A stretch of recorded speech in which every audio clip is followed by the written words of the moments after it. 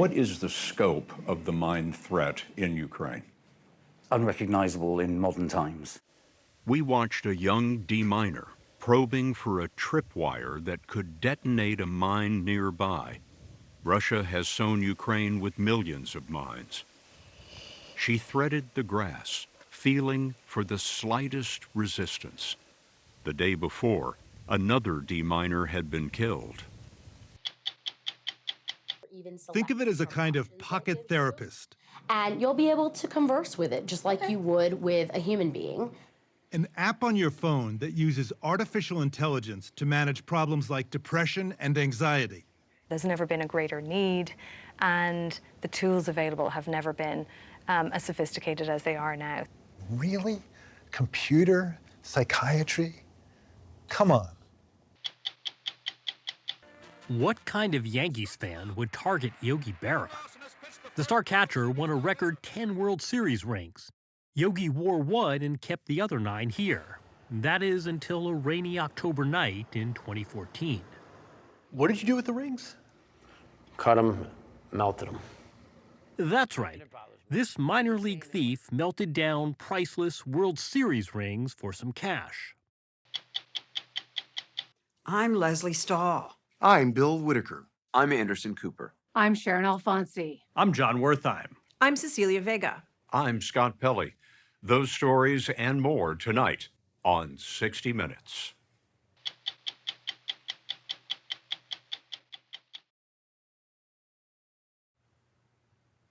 No matter how Russia's war in Ukraine ends, Dr. Yuri Kuznetzov will be battling Vladimir Putin's madness for years.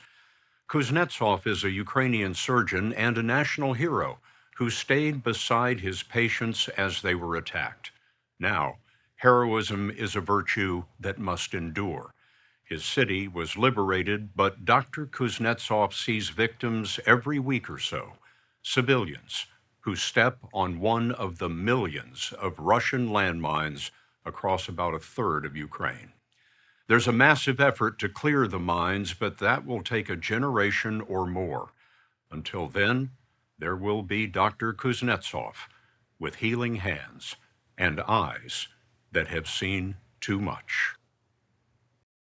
Half his life he's devoted to Central Hospital, and here in its basement, with Putin's bombs overhead, all he'd become in 52 years was laid down in service to his home.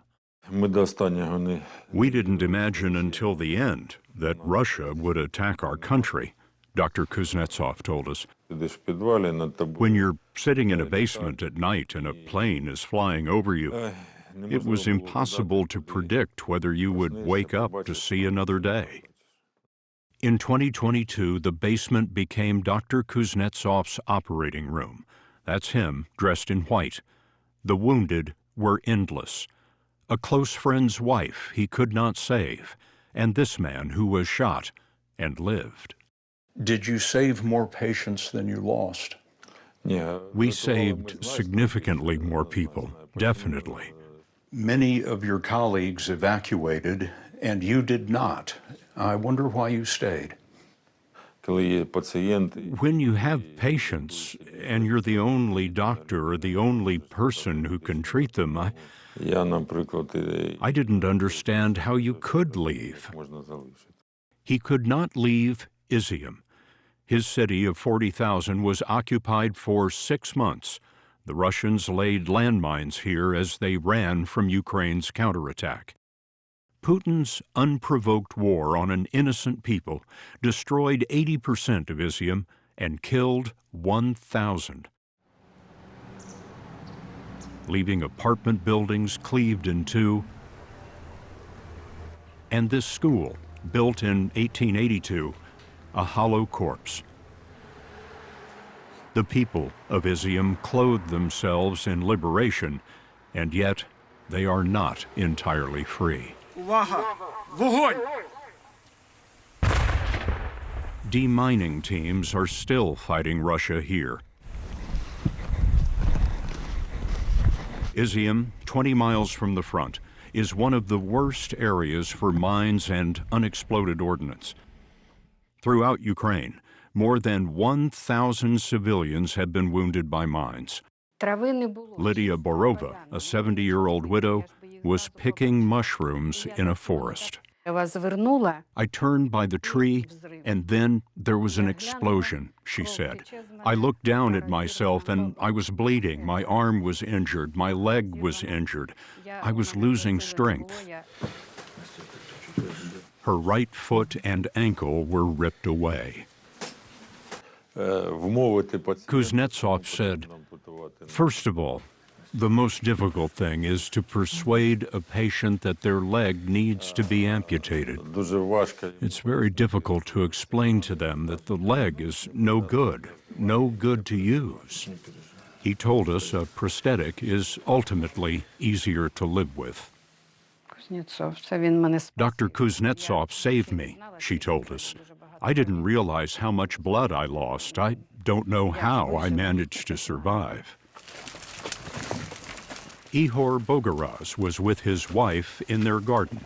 They found 12 mines, but there were 13. I decided to mow the weeds, he told us, and one mine was under my foot. I stepped on it, and it exploded instantly. And that's it. No leg. Sergei Nikolaev was walking in leaves from the autumn while uncovering grapevines for the spring. If it had been green, he told us, I would have noticed it. But it was brown. I didn't see it. It blended in with the leaves. I stepped on it and I knew right away. Kuznetsov said, the majority are those who stepped on petal mines or anti-personnel mines. The person who invented them was an evil genius because they only weigh 2 ounces, but what they can do when triggered is terrifying. Petal mines, 5 inches long, flutter from aircraft by the thousands, like flower petals. 11 pounds of pressure will set them off. Vasil Solyanik found them on his roof and in his garden. There's 18 here, he told us, but in all there were over 50. He showed us his video. That's a petal mine right there.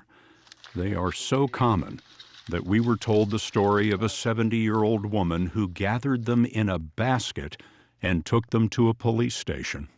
Solyanik told us, there's some left in the bushes over here, so don't walk around there. He dialed 101, and emergency services sent deminers Ivan Shepelev and Ihor Ovcharuk. We encounter every type of munition, Ovcharuk told us. Anti-infantry and anti-tank mines, mortars, artillery shells, rockets. It's all here. At Solvanik's home, a sweep revealed an unexploded cluster bomb.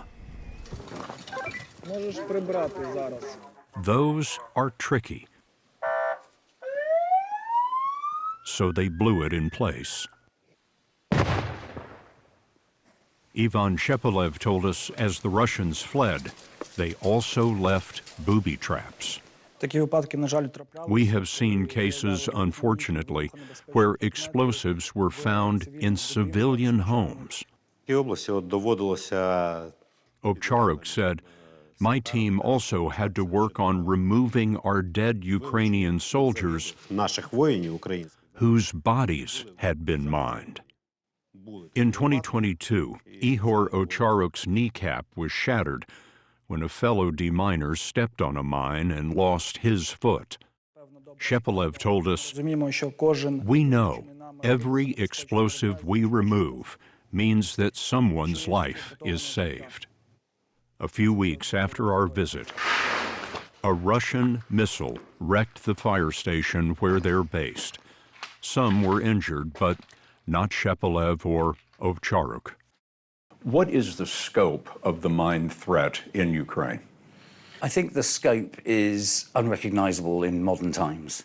Pete Smith heads demining here for the Halo Trust, a charity founded in 1988 to demine war zones. Smith was 33 years in the British Army and awarded by Queen Elizabeth for disarming an IRA time bomb in a train station. Today, he says, Ukraine is the most heavily mined country. In some areas, the minefields are 3 or 4 mines deep. In areas, maybe a dozen mines deep.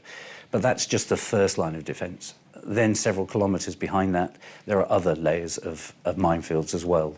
By identity, I just mean... Smith took us to a farm sown with Russian anti-tank mines. You have to step carefully.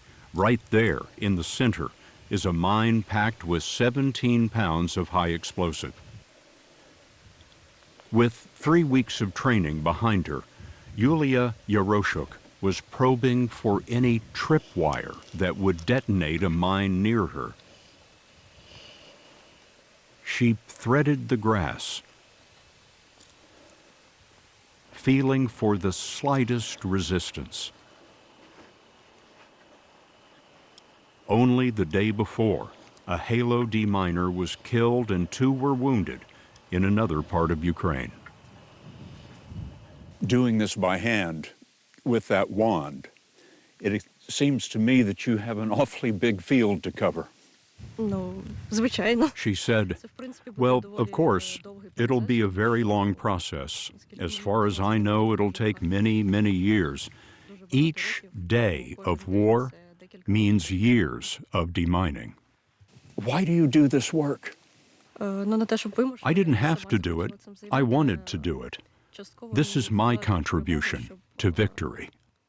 Will Ukraine ever be without mines? I think what I have seen in my time in Ukraine is the innovation, the patriotism, and just the sheer will of the people that I'm confident that they will be able to remove the last mine from Ukraine. Does this war make any sense to you?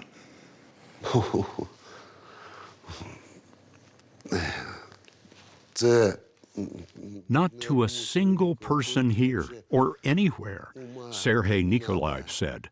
What kind of mind, what kind of moron or idiot do you have to be to even wish something like this on your enemies?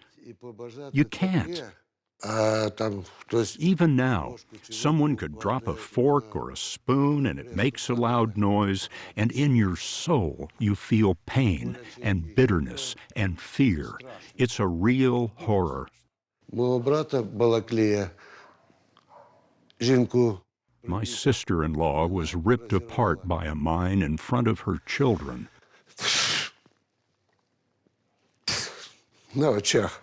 In front of their eyes. Of all of Vladimir Putin's war crimes in Ukraine, one was the bombing of Izium's Central Hospital. Kuznetsov told us, after this part of the hospital was damaged, a lot of medical services simply became unavailable. Here, we had both intensive care and 3 operating rooms. When Yuri Kuznetsov was 14 years old, his grandmother died in his arms. He told us that's why he became a doctor, and we suspect that's why he stayed through the bombardment and occupation and the battle of the mines. When a town loses its hospital, it doesn't just lose the medical care, it loses hope. The best praise for me was when a woman told me in April 2022 that when we heard the hospital was still open, we realized that our town had hope. It could withstand, survive, and have a future. The future of Ukraine will demand devotion and heroic patience. On this day, Yulia Yaroshuk slowly teased out 1 Russian mine, with millions more receding from its edge.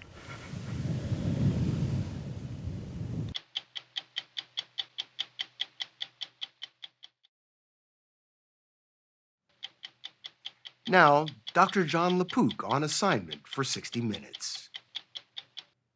Artificial intelligence has found its way into nearly every part of our lives, forecasting weather, diagnosing diseases, writing term papers. And now, AI is probing that most human of places, our psyches, offering mental health support, just you and a chatbot, available 24/7 on your smartphone. There's a critical shortage of human therapists and a growing number of potential patients. AI-driven chatbots are designed to help fill that gap by giving therapists a new tool. But as you're about to see, like human therapists, not all chatbots are equal. Some can help heal, some can be ineffective or worse. One pioneer in the field who has had notable success joining tech with treatment is Allison Darcy. She believes the future of mental health care may be right in our hands. We know the majority of people who need care are not getting it. There's never been a greater need, and the tools available have never been as sophisticated as they are now. And it's not about how can we get people in the clinic, it's how can we actually get some of these tools out of the clinic and into the hands of people. Allison Darcy, a research psychologist and entrepreneur, decided to use her background in coding and therapy to build something she believes can help people in need, a mental health chatbot she named Wobot. Like Woe Is Me. Woe is me. Wobot is an app on your phone, kind of a pocket therapist that uses the text function to help manage problems like depression, anxiety, addiction, and loneliness, and do it on the run. I think a lot of people out there watching this are going to be thinking, really? Computer psychiatry? Come on. Well, I think it's so interesting that our field hasn't, had a great deal of innovation since the basic architecture was sort of laid down by Freud in the 1890s, right? That's really that sort of idea of like two people in a room. But that's not how we live our lives today. We have to modernize psychotherapy.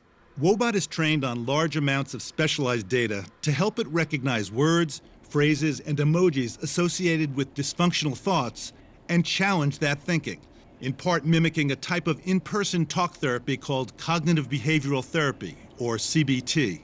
It's actually hard to find a CBT practitioner. And also, if you're actually not by the side of your patient when they are struggling to get out of bed in the morning or at 2 a.m. when they can't sleep and they're feeling panicked, then we're actually leaving clinical value on the table. And even for people who want to go to a therapist, there are barriers, right? Sadly, the biggest barrier we have is stigma. But there's, insurance, there's cost, there's wait lists. And this problem has only grown significantly since the pandemic, and it doesn't appear to be going away. Since Wobot went live in 2017, the company reports 1.5 million people have used it, which you can now only do with an employer benefit plan or access from a health professional. At Virtua Health, a nonprofit healthcare company in New Jersey, patients can use it free of charge. And you'll be able to converse with it just like you would with a human being. We downloaded Wobot, entered a unique code that can only be provided by the company, then tried it out. We found that for people to sort of connect with their mood, we offer like those emojis, which allows people to sort of connect in a non-verbal way. I posed as someone who was depressed. After several prompts, Wobot wanted to dig deeper into why I was sad. So I came up with a scenario that I feared the day my child would leave home. Imagine what your negative emotions would be saying if they had a voice. Can you do that? Write one of those negative thoughts here. I can't do anything about it now. I guess I'll just jump that bridge when I come to it. The normal expression is cross that bridge, and the chatbot detected something might be seriously wrong. But let's see. John, I'm hearing you say I can't do anything about it. I guess I'll just jump that bridge when I come to it. And I think you might need more support than I can offer. A trained listener will be able to help you in ways that I can't. Would you like to take a look at some specialized helplines? Now, it's not our job to say this, you are in crisis or you're not, because AI can't really do that in this context very well yet. But what it has caught is, there is something concerning about the way that John just phrased that. Saying only jump that bridge and not combining it with I can't do anything about it now did not trigger a suggestion to consider getting further help. Like a human therapist, Wobot is not foolproof and should not be counted on to detect whether someone might be suicidal. And how would it know that jumped that bridge? Where is it getting that knowledge? Well, it has been trained on a lot of data and a lot of us, humans labeling the phrases and things that we see. And so it's picking up on kind of sentiment. Computer scientist Lance Elliott, who writes about artificial intelligence and mental health, says AI has the ability to pick up on nuances of conversation. How does it know how to do that? The system is able to, in a sense, mathematically and computationally figure out the nature of words and how words associate with each other. So what it does is it draws upon a vast array of data, and then it responds to you based on prompts or in some way that you instruct or ask questions of the system. To do its job, the system must go somewhere to come up with appropriate responses. Systems using what's called rules-based AI are usually closed, meaning programmed to respond only with information stored in their own databases. Then there's generative AI, in which the system can generate original responses based on information from the internet. If you look at ChatGPT, that's a type of generative AI. It's very conversational, very fluent, but it also means that it tends to make it open-ended, that it can say things that you might not necessarily want it to say. It's not as predictable, while a rules-based system is very predictable. Wobot is a system based on rules that's been very kind of controlled so that way it doesn't say the wrong things. Wobot aims to use AI to bond with users and keep them engaged. Sometimes it can be a little pushy for folks. That's absolutely bizarre. So we have to dig in there to that. Its team of staff psychologists, medical doctors, and computer scientists construct and refine a database of research from medical literature, user experience, and other sources. It'll lead to a better conversation. Then writers build questions and answers. The structure, I think, is pretty locked in. And revise them in weekly remote video sessions. Actions, thoughts, and they're all interrelated.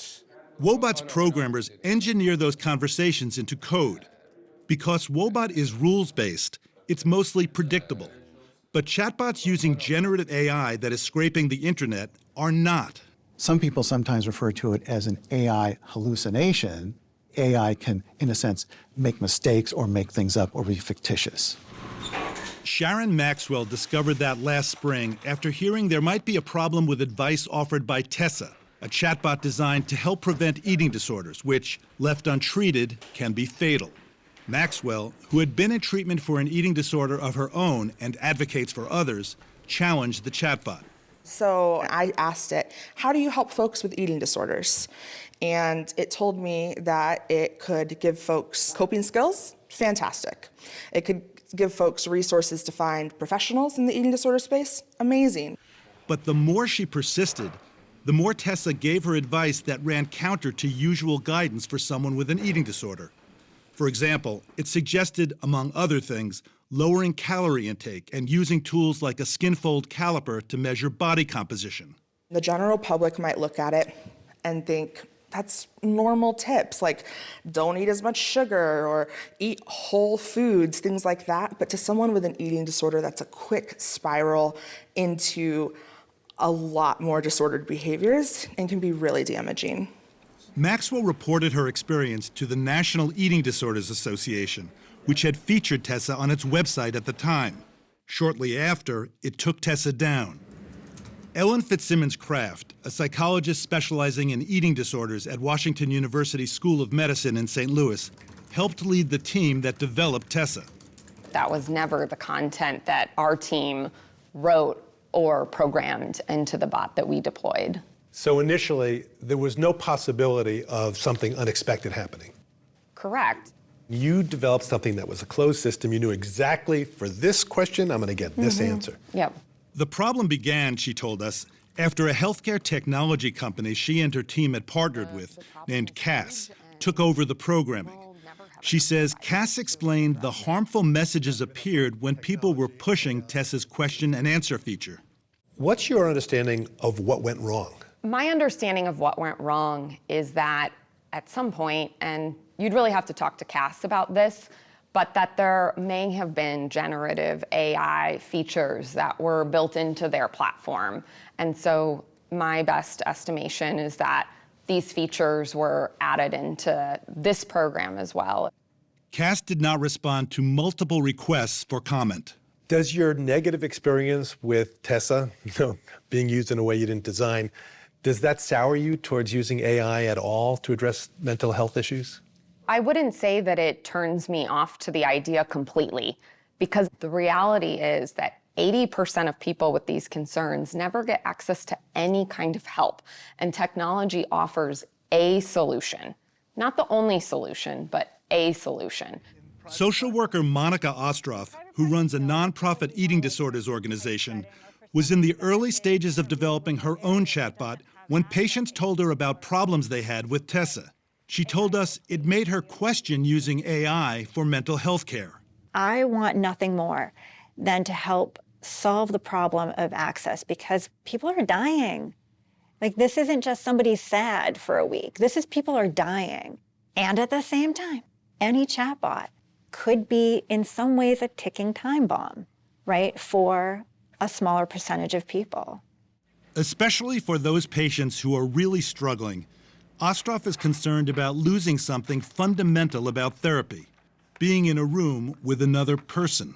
The way people heal is in connection, and they talk about this one moment where, when you're, as a human, you've gone through something, and as you're describing that, you're looking at the person sitting across from you, and there's a moment where that person just gets it.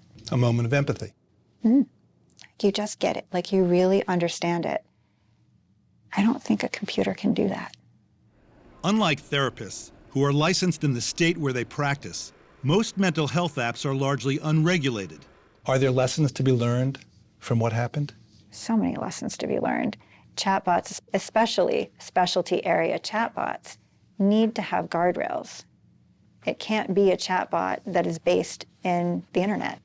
It's tough, right? Because the closed systems are kind of constrained and they may be right most of the time, but they're boring eventually, right? People stop using them. Yeah, they're predictive, because if you keep typing in the same thing and it keeps giving you the exact same answer with the exact same language, I mean, who wants to do that? Protecting people from harmful advice while safely harnessing the power of AI is the challenge now facing companies like Wobot Health and its founder, Allison Darcy. There are going to be missteps if we try and move too quickly. And my big fear is that those missteps ultimately undermine public confidence in the ability of this tech to help at all. But here's the thing, we have an opportunity to develop these technologies more thoughtfully. And so, I hope we take it.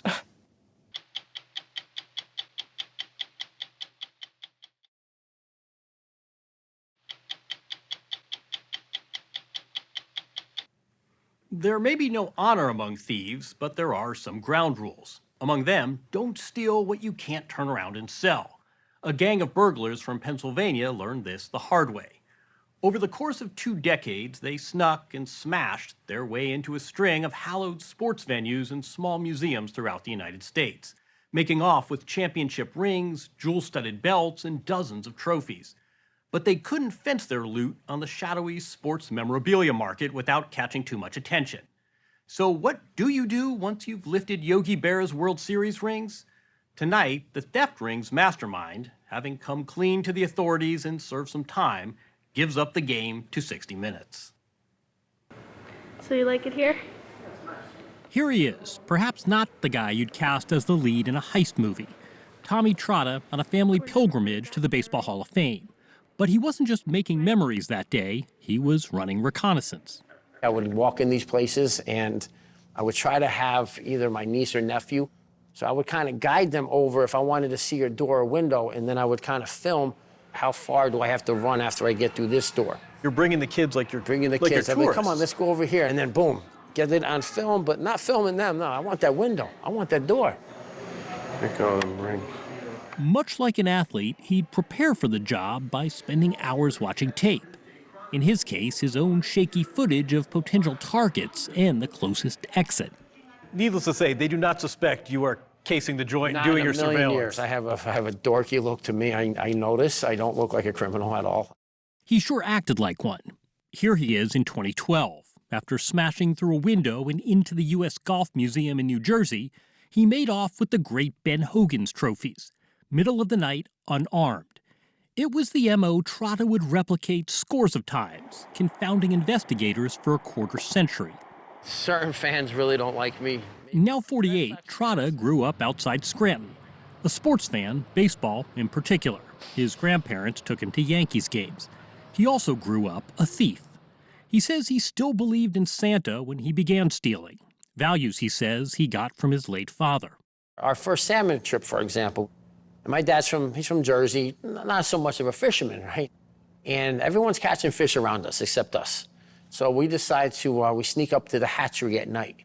So 3 o'clock in the morning, here we are with just nets and scooping them right out of because all the salmon are coming up. That's one way to catch fish. Stole a bunch of salmon, yeah. Later on, he ran with a crew of neighborhood friends who, in time, would become his alleged accomplices. He says they went from robbing payphones to burglarizing homes. Theft became his full-time job. Marrying his two passions, Trotta pulled his first sports heist in 1999. The master pitcher of all time. An exhibit devoted to Hall of Fame pitcher Christy Mathewson, winner of 373 games, went on display at a nearby college. It featured a jersey commemorating the 1905 World Series. The woman running the display allowed visitors, including Trotta, to get up close. So she opens up this little glass case, slides it, takes the jersey out, hands it to me. I'm holding the jersey. Right away, my head's spinning. So I'm thinking who I'm going to call and who's going to help me with this, because it was only going to be on display for one day. So it's spinning not because you're in awe of this. It's spinning because you're thinking... There's no time. Why'd you take the jersey? That's a good question, John. To have it, to try to sell it one day, of course, it's priceless. What do you think you could have gotten for it? For how much attention on it, it was a real tough sell. But even at 10% would have been probably over 100,000. Just for somebody to look at and maybe wear, which I did wear it. I had it on. You had it on? Yeah, I wanted to see, I heard he was a big guy, Christy Mathewson. The fact that he wore it during the game, I got a kick. I'm a big fan, I'm a fanatical baseball fan. And strikes him out. Don Lawson has pitched the first World Series no-hitter. What kind of a fan, a self-professed Yankees fan no less, would target Yogi Berra? The star catcher won a record 10 World Series rings. When he wasn't posing, Yogi wore one and kept the other 9 here, at his museum and learning center in Little Falls, New Jersey. That is until a rainy October night in 2014. Trotta had been planning the job for months. Now, the Yogi Berra cases were something special. It was a special kind of bulletproof glass that was never going to shatter. So that's the one we used. I had the grinder with the rescue blade, and I actually cut the cases open, reached and grabbed the rings, went to the other case, pyramid cut to get the 2 MVP plaques out also. Alarm blaring, police were already on their way as Trotta ran across this field to meet his getaway driver. We were a second away from getting caught. Get back to the house, laid the rings out. I wanted to try them on. Did you? I tried them all on. I just put them on just to see, and then the next thing that we did, we start with to dismantle them.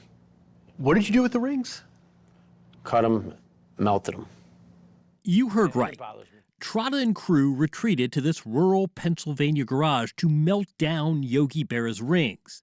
He says they melted down much of their loot, the stuff that was too hot to sell, and brought the gold and gemstones to Manhattan's Diamond District, where a dealer paid the gang in cash, no questions asked. For all that priceless Yogi Berra memorabilia, Trotta says they got $12,000. This is the museum. This is Grandpa Yogi. A journalist by trade, Lindsay Berra has devoted her life to preserving the legacy of her beloved grandfather, who died less than a year after the break-in. The case went cold for years. Meanwhile, the Yankees replaced the stolen rings. Eventually, she came to learn what had become of the originals. I just burst into tears. It was just so incomprehensible to me that that was the upshot of this whole thing. That these rings no longer existed. That they'd been destroyed. It just made absolutely no sense to me. It still makes absolutely no sense to me, and I don't think it will ever make any sense to me. U.S. attorneys value these objects more than $1 million. and you find out these have been melted down for about $12,000. Yeah, it's baffling.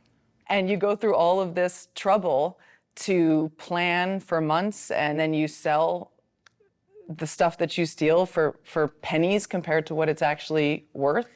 And not to mention the fact that you're destroying historical artifacts with significance so much beyond the gold and diamonds that they're made of. And it's callous and disrespectful and dumb. Hard to argue. Sports memorabilia may be a $25 billion market, but demand dries up fast when the objects are so obviously stolen. What's the business model here? A quick 12,000. As bad as that sounds, I didn't look at it like rinks. It was money. It was cash. So you say you're doing this for the money, but it sounds like in some of these cases, it wasn't about the money. It was something just deeper. To touch history, a lot of times. So I'm trying to reconcile. You clearly appreciate the history, but then I'm melting stuff down. That was the lifestyle. This warped way of thinking, it was just normal for us. These are Yogi Berra's World Series rings. Believe me, that job still, and all the jobs were historical significance and the importance of these items, but that one bothered me out of most of them. That's saying something. In 2016, he drove to the Roger Maris Museum in North Dakota and stole the Yankee Slugger's MVP plaque. He never did hit Cooperstown, but 70 miles away at the Boxing Hall of Fame, he lifted the belts of middleweight champ Carmen Basilio. At the Harness Racing Museum in Goshen, New York, he took 14 trophies. But as it turned out, Trotta's biggest job didn't involve sports at all. It was set in his backyard and came with unlikely entree into the art world. It really is a fortress, but they had kind of Achilles' heel in the back of the museum. They had 2 glass doors. Scranton's Everhart Museum houses taxidermy and folk art along with dozens of paintings. In 2005, it had 2 main attractions, Andy Warhol's Le Grand Passion and Spring's Winter by Jackson Pollock. Get into the museum pitch black. You know this place. Know the place so good, and open the door. To the right was the Pollock and the Warhol.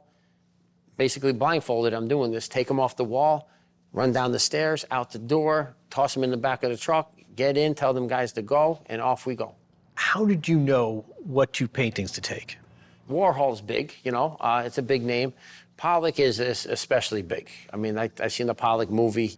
Did you realize the painting's value when you took it? No, I thought hundreds of thousands. Try millions, but it was the same old story for this bunch. They didn't have a buyer lined up, and it's hard to move prized artwork after a publicized theft. So Trotta says he and his crew hid the art, along with the Christy Mathewson jersey, items they couldn't melt, at a home belonging to 2 of the alleged accomplices. When was the last time you saw this Jackson Pollock? Last time I seen the Pollock, 2017. 2018, it was in a house in Union, New Jersey. So off we went to that house in Union, New Jersey. No answer at the door, no sign of the stolen art. Still, when the ringleader gives directions to what he claims was a stash house, you know the plot is unraveling for the great American sports museum thieves. How'd they get caught? You know how it goes. The gang went bush league, got sloppy. Here's 2016 surveillance video of Trotta using a snowplow to rip an ATM from a local grocery store. When Trotta was pulled over for driving erratically 2 years later, police found his trunk filled with crime gear, including gloves matched to that ATM job. 30 years of secrecy, of stealth, and all of a sudden... It's all down. What's that like for you? When it's over, Yes, he steals Yogi Berra's rings and mangles Yogi Berra's quotes. Trotta was taken into custody. Police began matching him to a string of home burglaries. Inside a county jail, he made a deal. In exchange for reducing a sentence that could have spanned decades, Trotta would lay out for investigators all those unsolved museum heists. He also gave up his longtime crew, the lookouts, getaway drivers, and gold melters. The ringleader turned chief government witness. Good morning. Last summer, federal and state authorities announced a sweeping indictment. 21 separate burglaries spanning more than 20 years across 4 states. 8 of Trotta's alleged accomplices were charged with conspiracy to commit theft of major artwork. 4 have pleaded guilty, the other 4 pleaded not guilty and will face trial this year. The indictment details, sadly, the melting of Yogi Berra's rings. It doesn't say what happened to the missing loot like the Mathewson jersey, the Warhol, the Pollock. Investigators declined our request for comment, citing the pending trials.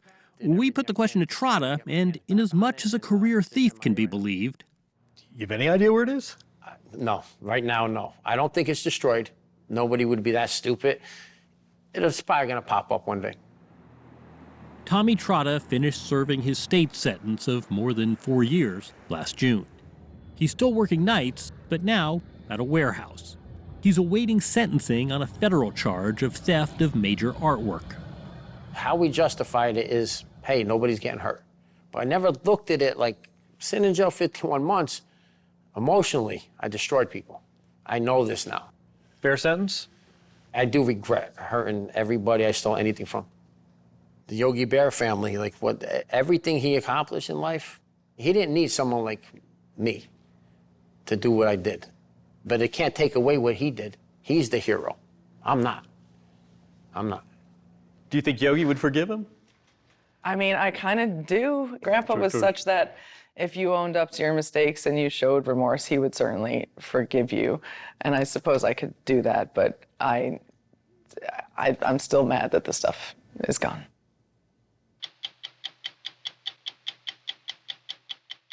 A lesson in forgiveness from the Yogi Steinbrenner feud. And it took 14 years. At 60minutesovertime.com. Sponsored by Nurtec ODT.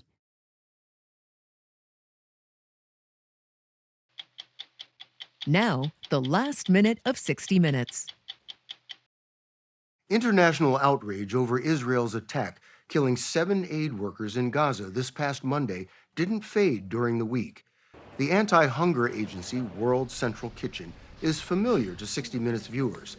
We have seen Chef Jose Andres and his colleagues feeding the hungry in war and natural disasters across the world, in Puerto Rico, Haiti, in Ukraine, and here in the United States. Monday's attack was no case of collateral damage. The 3 marked relief vehicles were targeted with precise aerial weapons. The workers coordinated their movements with the Israeli Defense Forces. By the weekend, succumbing to pressure, including from the White House, Israel dismissed 2 officers and disciplined 3 others for violating its rules of engagement and, quote, errors in decision-making. I'm Bill Whitaker. We'll be back next week with another edition of 60 Minutes.